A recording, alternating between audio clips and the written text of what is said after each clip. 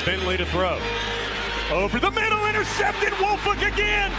Wolford the other way at the 30, the 40. Wolford to midfield. Miles Wolford with the pick, the heels on the doorstep of an enormous victory. Williams is the running back next to Howe. Play action. Howe will now lob it down the near side. Newsom with a man all over him. Pins the ball against the back of the defender and brings it in. He'll get a first down at the 3. Howe, pump fake to the right. Now he's going to run to the left. Howe at the 5. Takes the shot. Pinballing off the chains for the touchdown. Sam Howe showing the toughness for 6. Cardinals down 4, 35-31. May has the shotgun snap. Pressure coming. Rolls to the right. Throws to the end zone. Touchdown! Touchdown, Antoine Green! 16 seconds to go. No flag. Snapping it off the 8-yard line. May pulls it, tries to roll it apart. Oh, now he's going to throw it and score!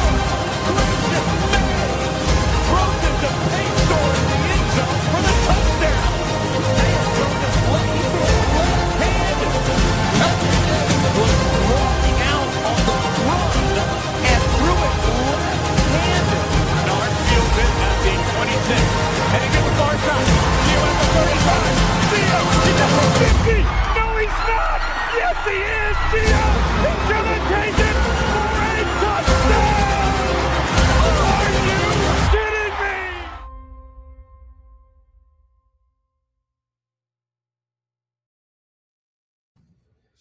Hey guys, what's going on? Welcome into another edition of the Heel Tough Blog Podcast. It's your host, Anthony Pagnotta, here with you guys, as always, coming at you live on a Thursday night, a somber Thursday night in the sports world. If you guys don't know, earlier today, NASCAR announced that one of their drivers, Kyle Busch, has passed away at the age of 41 years old. So it is an extremely sad day. Thought I'd start by opening with that. For some of the fans, I saw a lot of Tar Heel fans that are following us on Facebook and everything like that were tweeting out or putting out posts on Facebook about his life and legacy, praying for his family. And I certainly think I speak for both of us when I say that we are both doing that here on this Thursday night. Truly one of the more shocking days that we've had in sports in a while, but we're going to try to give you a little bit of football talk here to sort of get you guys through it here tonight. It's not going to be a super long edition of the podcast like some of our other editions, but we are going to talk about Bill Belichick's appearance on Pardon My Take. He ended up appearing earlier this week in what they call their Grit Week. That is certainly something that's pretty cool and a nice exposure for the program to get him talking.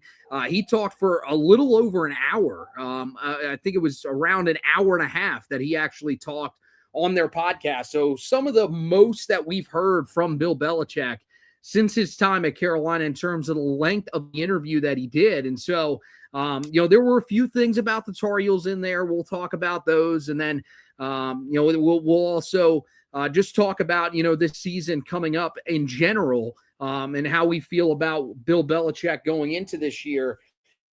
And then, we got to talk about two guys that end up departing from the program. Got that news earlier this week that Carolina loses 2 players. Now, these guys, I think, have been gone from the program since the end of spring practice. What we'll talk about them. And then Josh will give you his takeaways from the process, the second episode, just tell you a little bit about some of the stuff that he saw. I did not get to watch that episode. Unfortunately, before we got on here, was focused on the podcast with Bill and did not get a chance to pull some of the audio. Really wanted to play some of that for you guys, but would definitely suggest that you go back and listen to it.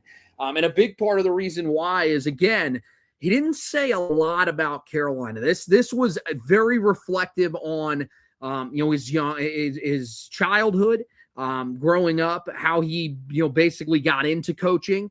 I thought that was really cool to hear him talk about how his dad was so involved. You got to learn a little bit more about his dad, who, of course, was a coach at Carolina at one time. And I thought that was a really cool thing to get to know a little bit more about his dad. But, you also learned about his time in New England and, some of the success that he had there. He told some stories of the times where he was very successful. He talked about some of the times where he wasn't nearly as successful. And he talked about some of the more lighthearted moments with some of his players, but some of those moments where he had to crack down on some players. But really, once they got, I would say, about 45 minutes to an hour into the podcast, they had one thing that they mentioned early on, and he talked about, really seeing the growth in some of these young players, being able to see that, as opposed to when you get to the NFL level, it's really very obvious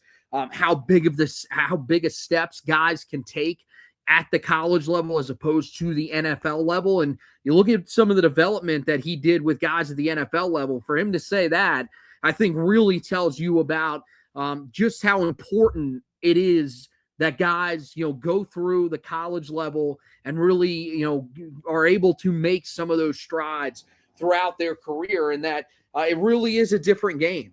Guys that he is coaching now are really so much different than guys that he was coaching at the NFL level because they're not nearly as advanced. There's a lot more things that they have to learn.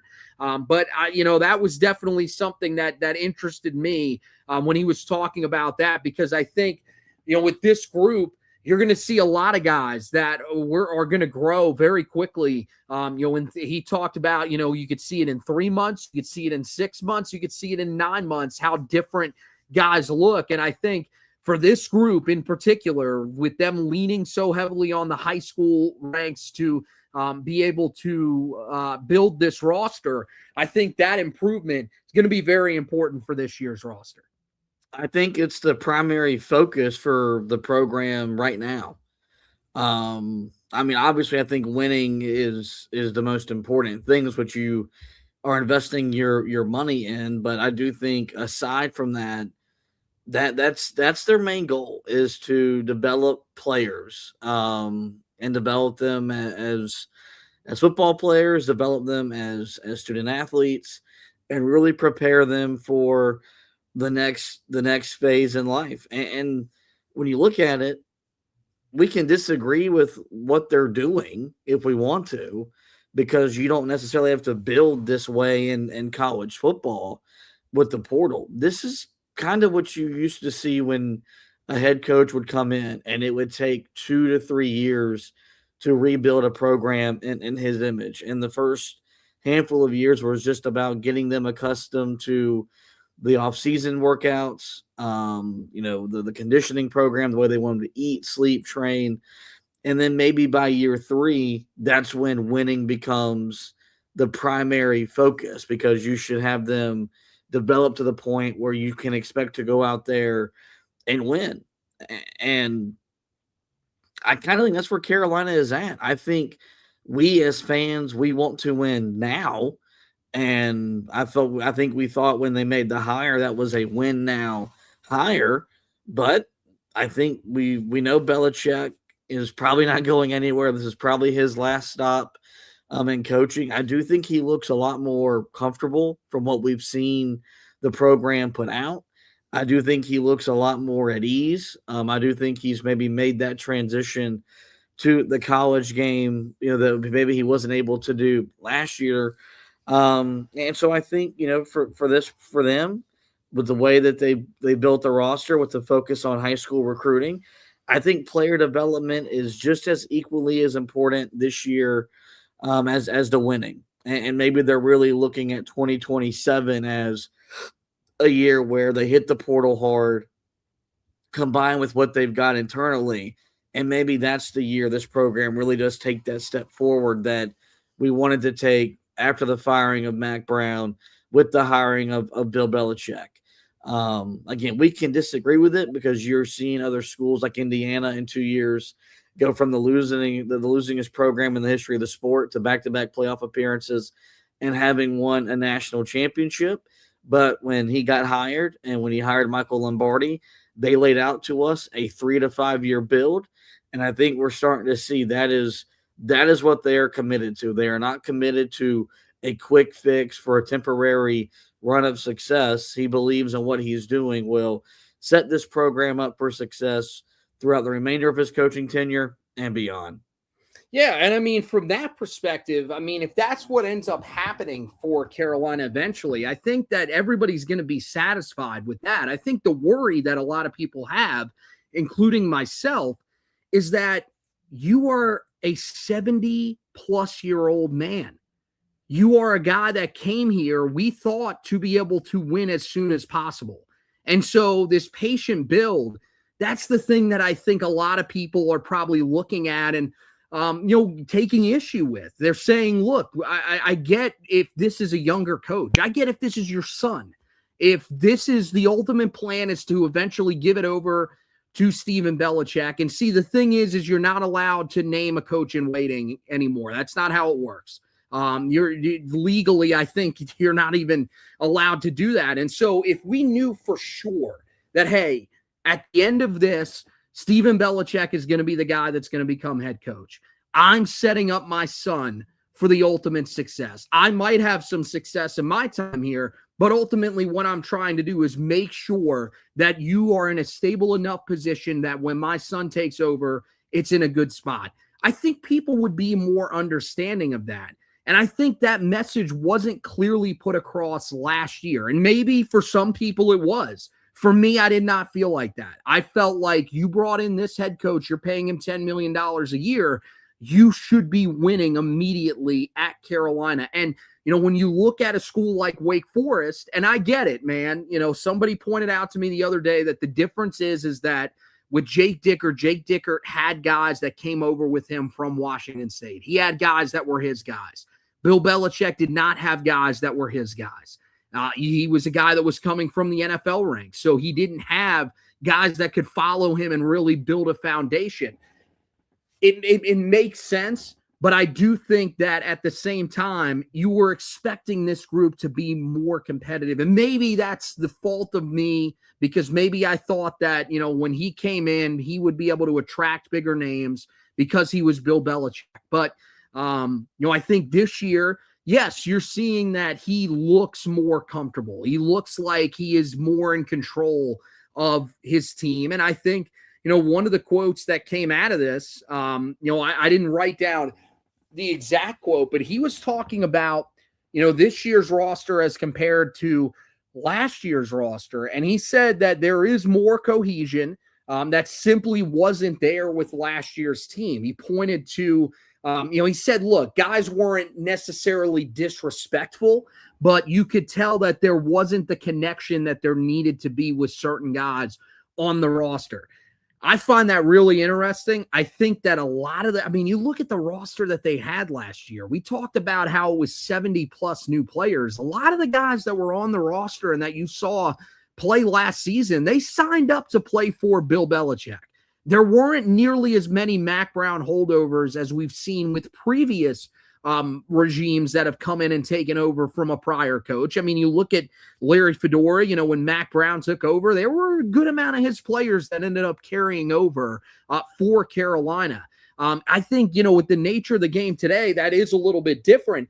But I found that very interesting that he said that cohesion just wasn't there and that he feels like this year there certainly is a lot more with this group, a group that really is his own and that he was able to piece together himself. That's what you can achieve that when you retain a Jordan Shipp, when you can retain a Melkart Abujade, two established leaders from last year's team. I don't know if when he inherited the roster, if there were established leaders, if the culture was ready to embrace Belichick. And I think that's the important thing to remember here.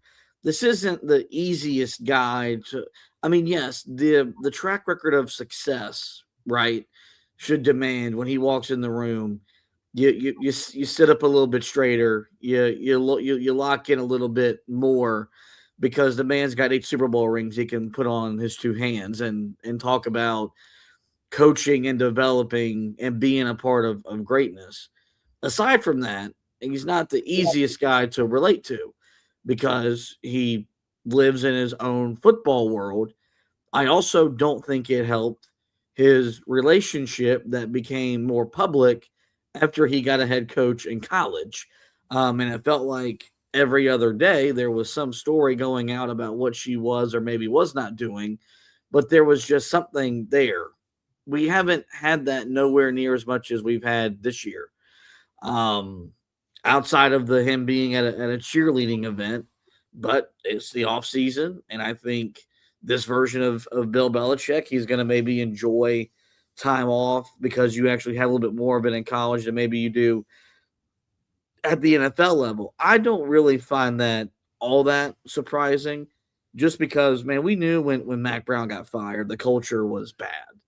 And you didn't have the established leaders, and that's probably why they went all out to retain a guy like Jordan Shipp, although he never really thought about leaving, retaining a guy like Melkart Abushide, because they needed those guys for the culture, for the buy-in, for when the 40 freshmen showed up, when you brought in the handful of transfers that you were able to do. And so I think that helps. And then I think it's just him adjusting to college life. We're gonna go through the same thing with Michael Malone in the basketball side of things. There's going to be an adjustment period for him because it's just a different way of life as opposed to what you do at the professional level. I think the concern would be if we maybe weren't seeing progress and this was more of the same what we had a year ago, where his name was in the tabloids every other day.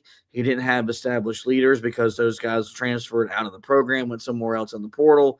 I do think that baseline cohesion might be the thing that does give this team a fighting chance to improve upon their win total from a year ago.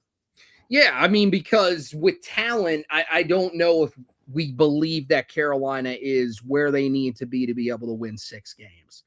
But I think the fact that you've got more guys that are going to buy into Belichick's message, that are there to play for him, were recruited by him. That's the other thing, is the guys that he did bring in. Something I will give to him is that, the guys that he did bring in through the transfer portal, the guys that he did bring in through recruiting, he didn't have deep relationships with a lot of those guys.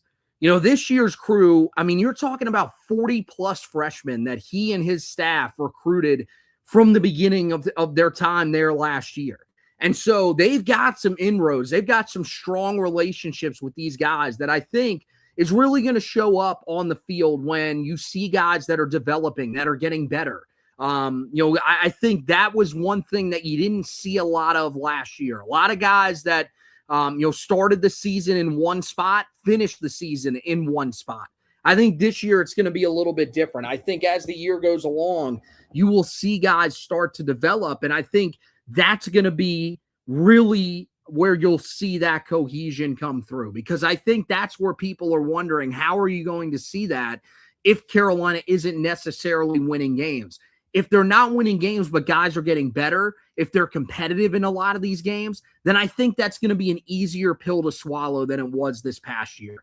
I think what was so shocking about this past year was that Carolina did not even compete for the first half of the season in games against Power 4 opponents. It wasn't until the second half of the year where you started seeing Carolina compete. You started seeing Carolina win games. But even then, they were against some of the lesser teams in the conference. And then you kind of go out with a whimper in the game against NC State. That's what was frustrating. And I think for this group, you'll be able to tell pretty early in the season, is this group improved from where they were last year? I think Belichick believes that based off of how he's talking, based off of, how he seems. I mean, this is something, an interview that I don't think he does last year. And I think that shows you that he's in a much different headspace right now. And part of that is what you accredit it to. You don't see him and Jordan Hudson in the news anymore. They have moved on. They're focusing on other stories in sports. And, there really isn't much else to report on. She has been, less involved, it seems like, this offseason than she was last offseason. Now we'll see as we get into the regular season just how involved she is. But I think that now the focus is more on football. And this is ultimately what Bill Belichick was wanting to get to, man, because when you listen to him in this podcast, it's so evident how much football means to him, how important his career has been to him, and why he wanted to stay coaching football. I don't think I last year I wondered at times, was there a care factor for Bill Belichick? I think that you're starting to see that there is a care factor for him. There is the push to be good at Carolina. It just might take a little bit longer than we were originally expecting. Other stuff that really stuck out, again, did not spend a lot of time on the Tar Heels, but he did talk about, demanding that the kids on this team get better day after day. That's something that's very obvious. I think every coach really says that type of stuff. But I think that's really for this group. It's going to speak volumes when you talk about the amount of freshmen that are on this team. That's going to be the main thing. And, even when we talk about just underclassmen in general, this is an extremely young roster, going to be one of the youngest in all of college football. So for this group, it really is going to be about getting better every single day. And one of the ways that they're going to have to do it is the slogan. I had not heard this before. Maybe this was something that came out last year. But one of the things that they talked about was the slogan of tough, smart, and dependable. Every coach has these, man. And it's usually always in threes. We've seen it before, Roy Williams. We talked about play hard, play smart, play together for the longest time. We still talk about it to this day. Because of how important it was to those Carolina teams. We all remember smart, fast, and physical from Larry Fedora, had T-shirts that said that on it. It's stuff that all coaches have. But for him, I think tough is really what you're hoping that Carolina can develop into. He talked a lot about mental toughness being a big part of it because there are going to be things that are going to go on in your life, and you've got to be able to navigate that and still be able to bring it every single day on the field. You got to be smart, both on the field and off the field, in terms of some of the decisions that you're making, in your day-to-day lives. And then, of course, when you're on the field, you got to make the right decisions out there in order to be a successful player. But you have to set yourself up for those decisions by what you do off the field.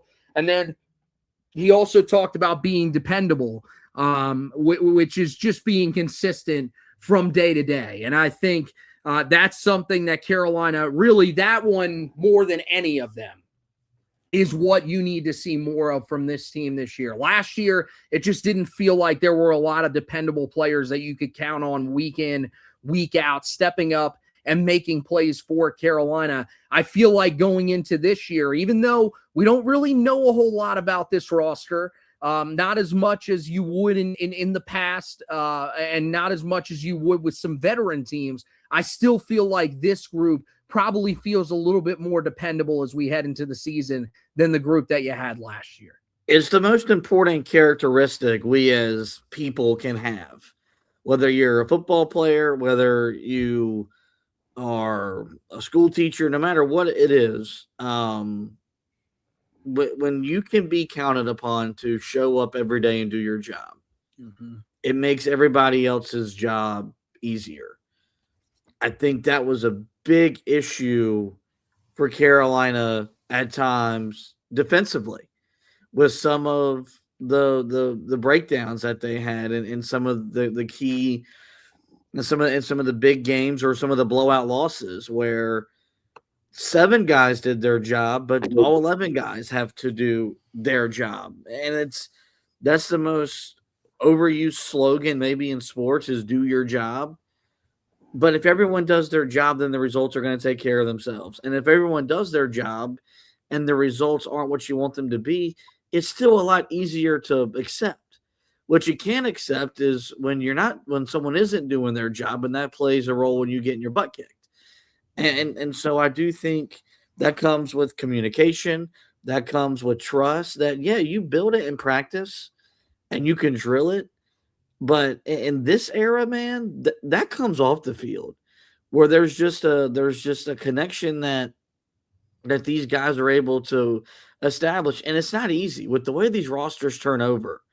It's not an easy thing to achieve. I think it's why we have seen so much parity in college athletics in the last 5 years, is because you want it to be a part of your culture, but it's not as ingrained when your roster turns over. I think Bill Belichick would tell you he would take a lesser talented player if he thought that player was more dependable than the talented player, because of the emphasis that he puts on it, in his program. So I do think that if we do see like that's an intangible that could really show up in wins and losses that we wouldn't talk enough about. Like, we'll be sitting here talking about improved trench play, improved quarterback play, but it really could be these guys just trust one another and that they have each other's backs and they're going to play for one another.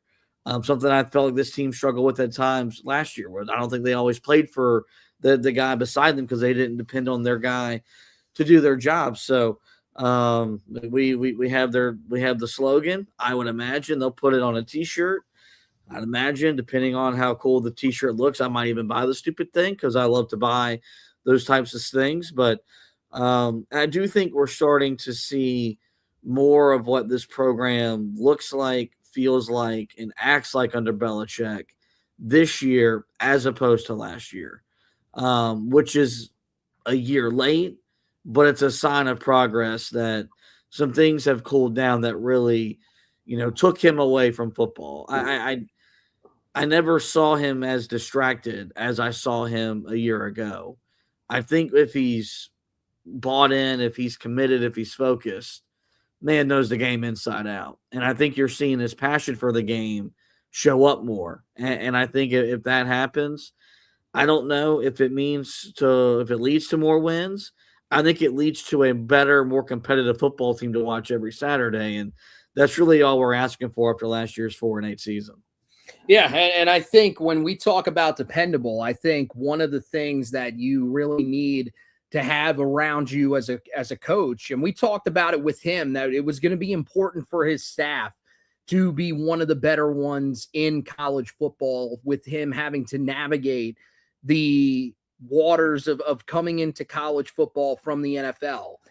His staff wasn't one of the best last year. There were some moves that were made in the offseason that had to be made. I think, with Mike Prefer, that was one that you could sort of take or leave how you felt about special teams. A guy that just wasn't dependable for him last year was his offensive coordinator. Never adjusted to the guys that he had. It made for a quarterback position that wasn't dependable for Carolina for most of the year. And that was a big part of the reason why Carolina struggled. Now, look, there are some areas that, going into this year, I think there are going to be some questions as to whether or not Carolina can depend on certain areas. The offensive line is certainly going to be one of those groups that I think we're really going to have to wonder about going into the season opener. And I think it's going to be one of the concerns that's going to carry throughout the year, especially if Carolina does get banged up there at certain times during the season. But I do think that quarterback and offensive coordinator, you got Bobby Petrino. That's a guy that you can count on. I don't care about his age. He is a guy that showed you last year that he's still got his fastball. I think he's ready to come to Carolina and really change this offense back into one that Tar Heel fans will recognize. I mean, we got used to having a really strong offense at Carolina for all those years. I think we will get back to something in that area. Maybe not nearly as efficient as some of Carolina's best offenses, but I do think it will resemble more of what we have seen in recent years under, Larry Fedora, eventually into Mac Brown. And so, I think that's one, the thing that we're hoping for, because defensively, I think everybody feels like Carolina's in the right spot, that they have the right coach. The talent is there.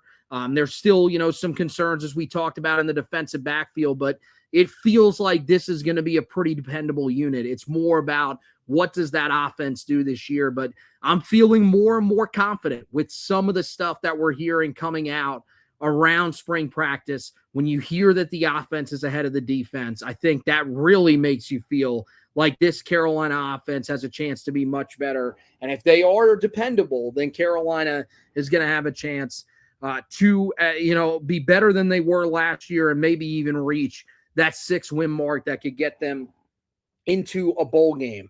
The last thing that I noted, won't spend too much time on this, but he talked about the development of guys like Brady, Edelman, Gronkowski. He said, look, these were guys that came in here that weren't nearly as talented as many people wanted to believe. You're talking about a 6th-round pick in Tom Brady, and he turned into one of the greatest quarterbacks of all time. He talked about the attitude that guys have to have. And, there's some guys that really do have the right attitude, just don't have the talent that some of these other guys do. But for the most part, when you have guys that want to work hard, you can turn them into really good players. And so I think that's one thing that we're hoping that Carolina has more of this year. Yeah, they've got more pure talent than they did, I think, a year ago. But you need to have guys that are incredibly motivated to work, that want to be the best. There were guys that I think said it a lot last year, but I don't know if they necessarily lived that day in and day out on the football field. I think one of the things to note is that Noah Weiskopf tweeted this earlier today. Carolina did not have, many guys at all that were ranked in the top 400 players in the transfer portal from this past year. From this past cycle, there were only 2 players that I believe ranked inside of the top 400 for Carolina. And so, these are not transfers that are looked at as huge gets for Carolina like last year. There's a lot of guys with question marks here. I'm hoping that you're going to see more motivation from those guys, and I think you will see more motivation from those guys to prove themselves out there on the field as opposed to some of the transfers that Carolina brought in last year. All right, let's get to the news of 2 guys that have left the program here really quickly, and then we'll get Josh's thoughts on the process and get out of here. Shenard Clower, Ty Adams, it was announced by Inside Carolina earlier this week that those 2 guys are no longer with the program. Shenard Clower last season as a true freshman played 83 offensive snaps, 10 special team snaps across 10 games, was targeted 19 times in those limited snaps, catching 12 passes for 96 yards. Meanwhile, Ty Adams, guy who played just 26 defensive snaps a year ago, 4 special team snaps, only played in 6 games. Just did not really seem to click in year 1 for him under Bill Belichick.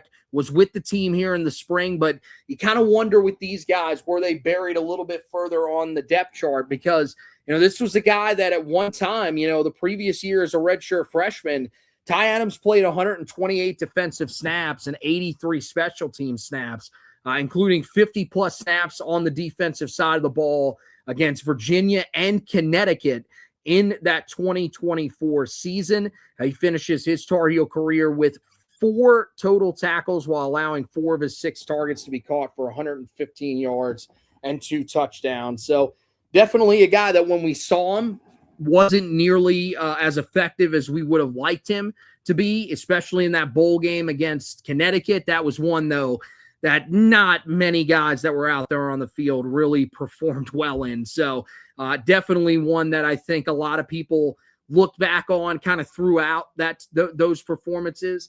But I think with him, just not playing a lot last year, he thought, let me come back, give it another go here in the spring. Maybe I'll be able to climb the depth chart. And I just wonder with guys that are ahead of him, D. Willie, we've heard is a guy that looks like he could be trending towards being that other starting corner opposite of Jaden Patterson. I've seen a lot of photos of Jalen Thompson, a guy that was in his recruiting class, who it looks like he's probably a little bit higher on the depth chart than him. Seen a lot of pictures of him coming out of practice. Usually if you're a guy that's being photographed, it means that you're a guy that's making plays. And so that's a name that I think probably is ahead of him on the depth chart and probably leads to this move. What did you make of both of these guys leaving the program? And, there was a little bit of a debate I saw on social media as to who is the more important of the two that was lost here. But, I mean, what say you? Yeah, I think the reason why you maybe raised an eyebrow when you saw the headline is just with the elimination of the spring portal, it just makes you wonder why two guys are leaving the program. From a production standpoint, I don't think you're I don't. This is not going to, I would imagine, impact Carolina's projected outlook for next season. I think these are two losses that I would imagine we probably won't be talking about as the season gets here and the season does move along. So just probably wasn't expecting it because the spring portal no longer exists, and probably thought that the roster was set. And you would imagine that's what this is what it's going to be. Was maybe more curious about what led to the reduction in snaps for Ty Adams from 2024 to 2025. When you're talking about you had 2 games where he played 50 plus snaps and did not have the same snap production last year. So but again, I don't think these aren't 2 losses that I think will change my win total for next year. These aren't 2 losses that I think we'll be able to, if Carolina is struggling against TCU, I don't think we'll look at each other and say, God, we really miss Ty Adams, or God, we're really missing Shenard Clower. So that's pretty much it on those 2 guys. I would just say let's hope we don't have to keep talking about this as the offseason moves forward, because that was the thing last year, was you were losing some dudes, and it wasn't quite clear if it was football reasons or non-football reasons. It feels like these are football reasons. It's just because of the elimination of the spring portal, you probably expected these guys to be transfers in December as opposed to May. Yeah, I mean, this is why I get why they eliminated the spring portal, because it was just complete craziness. It wasn't what was, the best thing for building rosters, for the success of kids. But I mean, yeah, I think this is what's going to happen. I think you'll see this with other programs too, where guys that want to retain a year of eligibility will just step away from the program. It's just easier because you never know when you're going to be forced to potentially play in games for a team that you don't necessarily want to be playing for. Maybe you've fallen out of favor with a certain coach, something like that, and you just don't want to stick it out. Not sure if that's what happened in this case, but that's where I think the elimination of the spring portal maybe hurts some of these guys. But for Carolina, I don't think either one of these losses are going to have that type of effect on the team where you're going to be saying, hey, we're adjusting win totals or anything like that. I think both of them are interesting. With Ty Adams, you asked why the snaps dropped last year. I think a big part of that was, the year prior, Carolina was a little bit thinner probably in the secondary. They had some guys that, were very, very young, like Jaden Patterson, who hadn't yet proven themselves. Ty Adams, a little bit older, a guy that I think was able to come in and really, prove that to Mac Brown that he could be a serviceable backup. And then when they eventually needed to turn to him, they had the ability to do that. The other thing is that, in the game against Connecticut, remember, Mac Brown not on the sidelines. So Mac Brown was not the guy that started him in that game. That would be, or I don't believe he was officially credited with a start, but wasn't the guy that played him significant snaps in that game. That was Freddie Kitchens. Now, Mac did play him significant snaps against Virginia, so clearly he was in better standing with that staff. It happens when there's transitions like this. Guys just don't necessarily work out with the new staff. And I think the other thing that really hurt him was the emergence of a guy like Jaden Patterson, where when Thaddeus Dixon went down last year, it was Jaden Patterson that was the guy that stepped up there. He just became a better player than Ty Adams. And so I think that's the reason that he ends up moving on, because he's getting passed over by some of these other guys. on this roster, and he probably wants to preserve a year of eligibility and go find a new spot destination for him to play college football at. Shenard Clower, Clower was a guy that was a late addition to Bill Belichick's class the first time around. I kind of liked some elements of his game. I like the speed that he brought to the table. And I think he's probably the bigger loss for Carolina just because of what he could have potentially become. Do I think he's going to become some spectacular receiver wherever he goes? Probably not. Unless he lands at a group of 5 school and really just clicks there. I don't think he's going to go to another power conference school and all of a sudden become this spectacular player that Carolina could have had. But I think that, he was a guy that Carolina, threw out in a tough situation last year. Remember, first game that we saw him was against Central Florida. They threw to him 6 times in that game. So all of a sudden he went from a guy that wasn't playing to the leading receiver on the team in terms of receptions.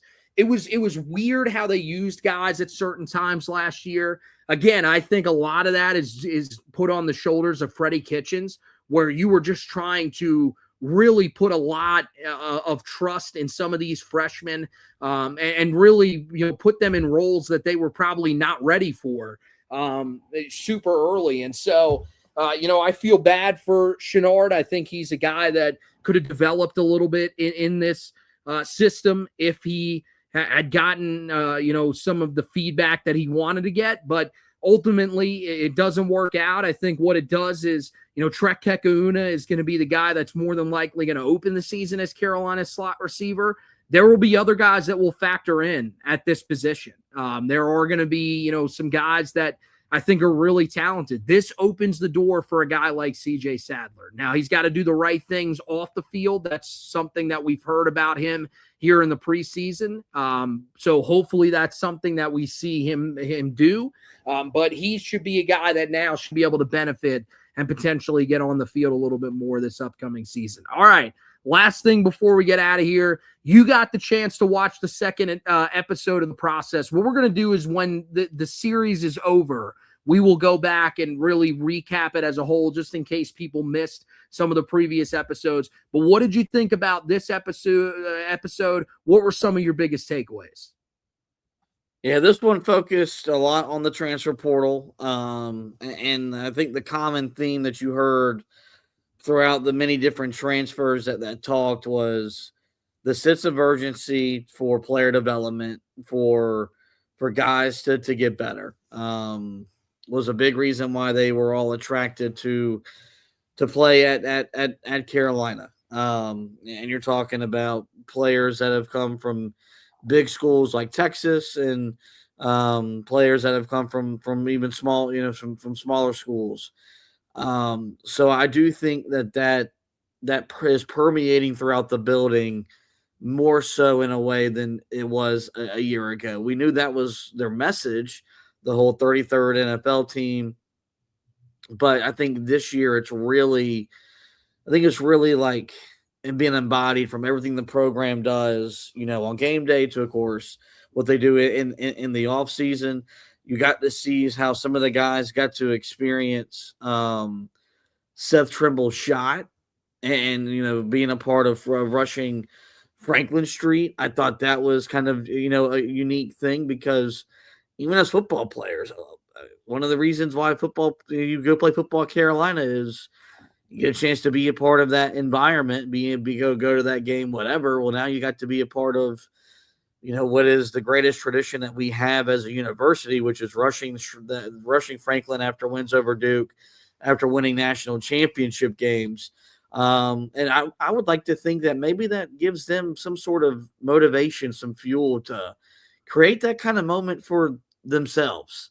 I don't think it will ever compare to that, but give that student body a reason to rush the field, to celebrate with you, to party all night long into the wee hours in Chapel Hill. I think that could be something that I would use as a motivation point. If you could beat a Notre Dame, someone like that, I think this would be something that this would be a fan base that would get behind it. So those are probably my two big takeaways. You saw them doing some community service stuff at the Hargrave Center, something that we learned through Hubert Davis. That's really become, I think, a passion project for UNC athletics. They want to be involved. They want to have a presence. No surprise that you see Jordan Shipp being the one leading the efforts with that. So that's always cool, because I do think something that you want to see more, especially now that we're paying these guys. We want to see them give back to the community that they have a chance to impact. We want them to make plays on Saturdays. We want them to win football games. That is their top priority. But it makes you easy to root for them when they're doing the types of things that they're doing in the community as well. So it was about a 22-minute episode, a very good one. You got to remember, it's team propaganda, but it's good propaganda, because you are seeing what Belichick is saying when he's talking to Part of My Take, and when he's on with Sean Hannity, because he's on there, he's done his little media tour. You're seeing that show up in what the program is wanting to put out there as well. And I don't think that could have maybe necessarily happened last year. So we got one more week to go, and then it'll be done. And it's been a nice, for as much as we, griped and complained about limited access during the spring, this has been a nice behind the scenes look into the program. And I do think it's helping me as we're officially 100 days away from the season opener. It is really starting to get me ready for this football season to get here. That's right. Yeah. I forgot to mention that earlier today. Football program put that out there too, that, we are exactly 100 days from the season opener. And yes, I can't agree more. I think the excitement really starting to build here as we get closer and closer to the season. I will be checking out that edition of the podcast checking out that edition of the process. As I mentioned, we will come back next week.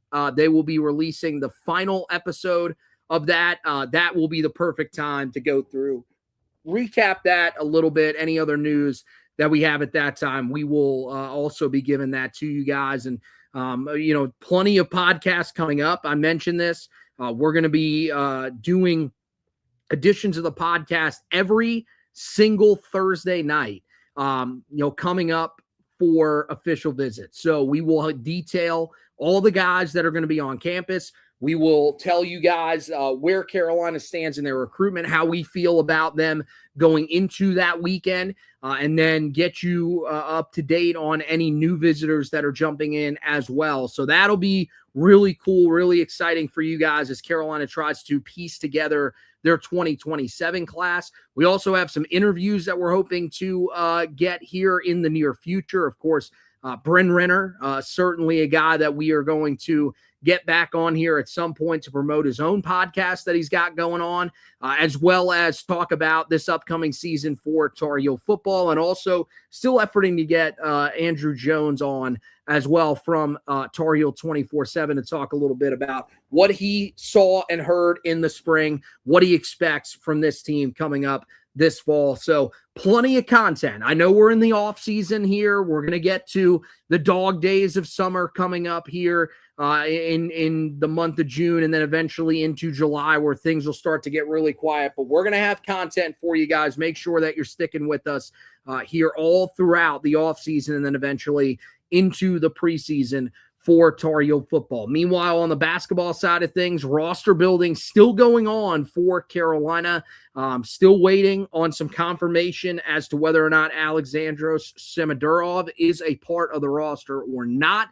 We will see when he makes his official decision when it comes to the NBA draft. And then we'll see if there'll be some sort of news as to whether or not he actually is committed. There was a report that he was committed, but that has been refuted. And that's the reason you have not seen, reports from Tar Heel 24/7 or from inside Carolina on that front until they end up making it official. We're going to hold off as well, but make sure that you guys go back, listen to the previous edition of the Four Corners podcast, which you can find on this same YouTube channel, same Facebook page, or same Twitter page, where we did talk a little bit about him. Also, some of the additions that Carolina has had to the staff recently. Not true. I think Carolina's staff now official for this upcoming season after the addition of Brandon Robinson. But if there is anything else that comes out around that, we will, of course,